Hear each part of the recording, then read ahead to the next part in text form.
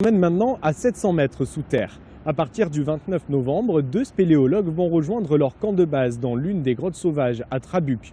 Pendant 2 mois, ils vont mener expérience et cartographier les réseaux souterrains en 3D. On vous emmène y faire un tour avec Pascal Barbès et Jérémy Leclanche. 60 jours sous terre, sans contact avec la surface. Une aventure pour explorer les capacités d'invention et d'adaptation de l'être humain. Une aventure que Jean-Philippe et Patrick ont décidé de mener pendant l'hiver pour ne pas trop souffrir du manque de lumière extérieure et parce que la grotte est fréquentée l'été. L'heure est encore à l'acheminement du matériel jusqu'au camp de base. Alors il y a des petites bouteilles qui sont placées régulièrement dans la cavité et elles servent à faire des relevés de température. Parce que l'eau qui est contenue dans les bouteilles est à la température exacte de l'air ambiant. 14 degrés environ. Si on devait prendre la température de l'air ambiant uniquement dans l'air avec une sonde, la température de nos corps influencerait la température, on n'aurait pas quelque chose d'exact. Une méthode qui fait partie d'un protocole climatologique pour étudier les interactions entre la grotte et son environnement extérieur. Aux 2 tiers du cheminement, rencontre avec le potager. Ce genre de racines, il y a 12 jours, on les a plantées avec du sable de la grotte, qui est juste à côté. Mange la première endive de la grotte de Trabuc.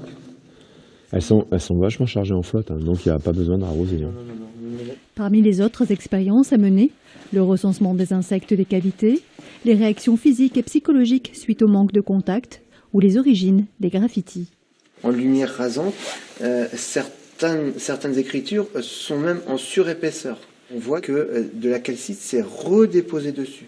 Donc on pourra effectivement après identifier celles qui sont plus anciennes que d'autres. À 700 mètres du départ, après plus d'1 heure de marche, la salle du chaos. 35 mètres de hauteur. Seul endroit où les spéléologues bénéficient d'un sol assez plat pour installer leur cabane provisoire. Cuisine extérieure et ses 252 repas déjà prêts. Chambre-bureau de 16 mètres carrés. L'humidité est surtout notre principal ennemi. Donc on essaye de la faire sortir de là-dedans. Et ici, on va avoir les logements pour le matériel informatique, les ordinateurs, etc. Et ça, ce sont 2 petits radiateurs de 15 watts qui chauffent. Donc là, on va arriver à une température de 17 degrés environ. Et un taux d'humidité de 80%, ce qui sera acceptable pour le matériel informatique et électronique. Voilà. Et lui, c'est un déshumidificateur qui fera ce qu'il peut. Voilà.